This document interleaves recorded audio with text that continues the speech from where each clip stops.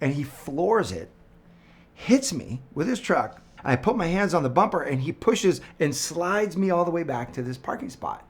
I'm going to share a confession with you. It's a story that I am not proud of, in hopes that it can serve you in the moment where you've had a fight with someone, an argument or friction. It might be a personal relationship. It might be someone at work. And then you know that moment when the fight is long done and you're still thinking about it. You're taking a shower and you're replaying it over in your head. You're playing, what if I had said this and what if I had done that? And it might be days or even weeks go by and this argument, this situation is still firing in your mind. How do you stop ruminating? If you've ever had that experience, you know that it just grates at you. It's like it drains your energy. And so I had this experience that lasted way longer than I wanted it to last. And so I had to pull out the big guns, so to speak, in terms of techniques for how to cause my mind to stop ruminating over this situation. So confession time, I'll tell you the story. I decided to take my nieces, my nephew, and my kids and wife all up to the mountain to go snowboarding one particular winter. And so we're having a great time. We're driving up there and everyone's singing songs. And it's like the picture perfect winter excursion. And it's snow. It's a great day. So because there's good snow and it's a bluebird day, like everyone is headed up there.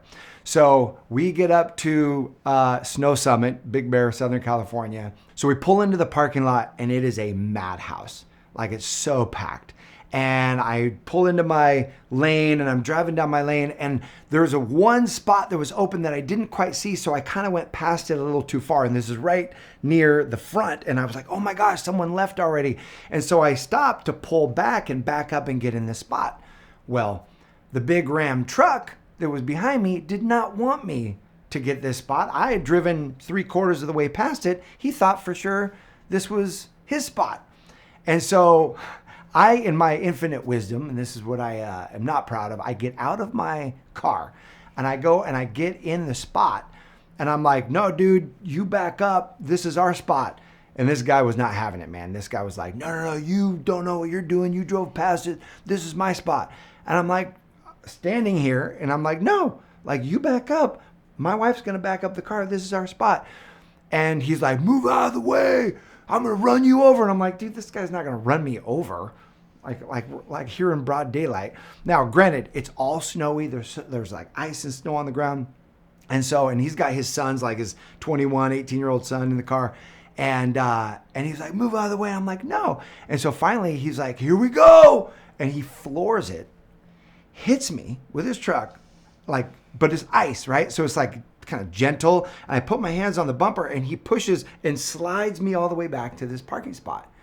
And I see his sons while this is happening. And while my life is kind of flashing before my eyes a little bit, his sons like put their head in their hands as if to signal, I'm so embarrassed about my dad right now, but also to signal to me that this isn't the first time their dad has acted like this. Like you could tell it was just this intuition that I had that this guy tends to fly off the handle. Now there's total judgment, total perception, and I own that. But there's what I was reading through what was happening, and he gets out of his car and he comes up to me.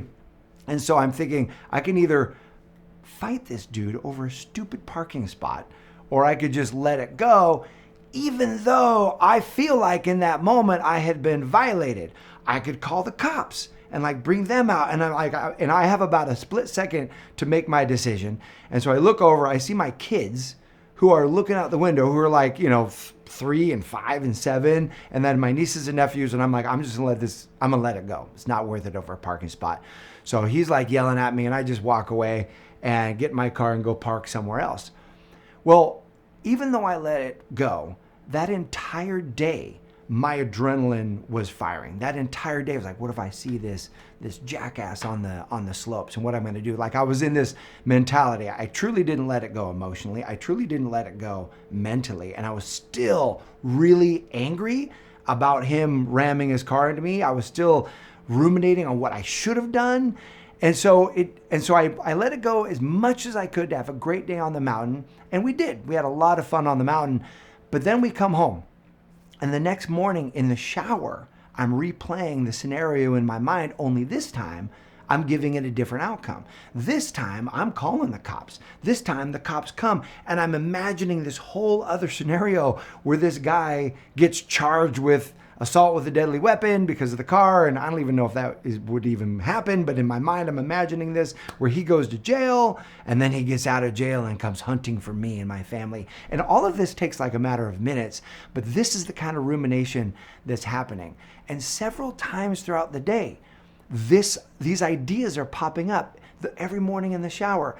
Maybe you've had this, where you're having new arguments with individuals that never even existed, but they're new in your mind because you're just imagining them and saying what you would say to them and all kinds of stuff.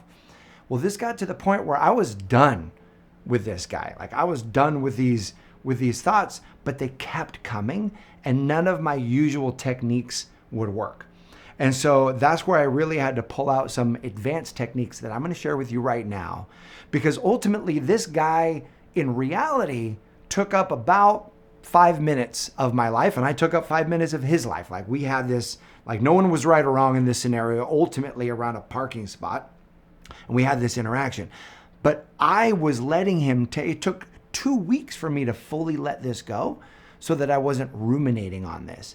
So while it was 5 minutes, in reality, it ended up being over 300 minutes of mind power over those 2 weeks, giving it over to this guy in terms of my energy. So what can you do when you're ruminating on something that you ultimately want to let go? Well, there's a couple of foundations that are really important to understand about how our brain works and how it connects to our emotional state that can help empower us to then shift our emotional state. The first one is that it is your thoughts that cause your feelings, not the other way around. Most of the time, it's our thoughts that are generating our emotional state. So if you think happy thoughts, you're going to feel happy. If you think thoughts of injustice, thoughts of scenarios where you were wronged, you're going to feel violated. You're going to feel angry. You're going to feel frustrated. You're going to feel sad, or you're going to feel scared.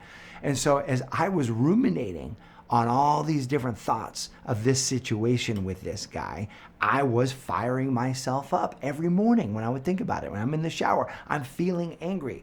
And so knowing that your thoughts cause your feelings, and then your feelings get expressed into your actions, and it's our actions that create our results. If we want to create new results, we've got to learn how to master our thinking. And the cool part is nobody gets to choose your thoughts but you. You are 100% empowered to choose what it is that you place your focus on. Because what is it that determines our thoughts? It's our attention. What you put your attention on, that's where your thoughts are going to go. You can put your attention on what you're grateful for. The fact that I didn't duke it out with this dude, and that we actually had a great rest of that day. The fact that nobody got hurt in that scenario. The fact that all kinds of things to be grateful for. Or I can put my attention on the ways in which I felt violated, the way in which I felt right and he was wrong. All kinds of things. But those, where your attention goes, energy flows. Your emotions will flow there. The second frame is this, is that you can't control anything outside of yourself. So the only thing that you can control are your thoughts and your actions. And so when it comes to rumination, the first question to ask is there any action for me to take? And this is key, because stress comes from, and suffering comes from, trying to control that which is outside of our control. A friend of mine was on a coaching call recently, a client of mine who's also a friend, and she was saying how stressed out she's feeling, how much suffering she's feeling because of what's happening in our United States right now, and particularly politics and the way things are going. And so I helped her identify what is hers to do, what actions can she take, because there are things that she can control and there are things that she can't control. And so once you decide to take action on the things that are in your control, then the rest you let go. And you actually say, I have no power other than what I choose to think about this situation.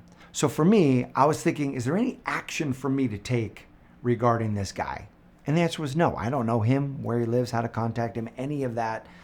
And even if I did, I don't know that there would be any action for me to take, which means that now I'm going to release controlling the outside circumstance and focus on controlling my inside environment. And there are 4 brilliant techniques that will help you finally stop ruminating. The first technique is to breathe. Breathing helps move us out of fight or flight and moves us into rest, digest, and create. And so there's a beautiful breath, we call it the Brave Thinking breath here at Brave Thinking Institute, where you breathe through the nose and then you exhale through a straw, because it signals your nervous system that you're not in fighting mode and you're not in racing mode or fleeing mode, because you cannot race away or fight somebody while you're breathing like this.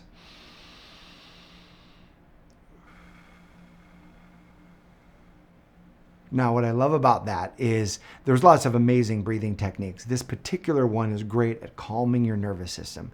So a minimum of 3 beautiful Brave Thinking breaths. And then the next one, what you do is you say, okay, what is in my control?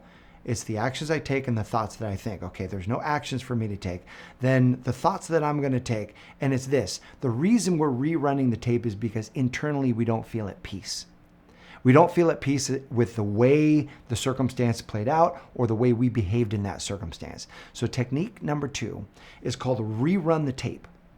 And what you want to do is you want to replay it in your mind with a new version that you actually feel proud of, a new version that you actually feel at peace with. So instead of replaying the scene in my mind, which I was doing, where I'm fighting him, I mean, there were scenes where I beat him up, scenes send him to jail, like all kinds of like stuff that ultimately didn't make me feel any better.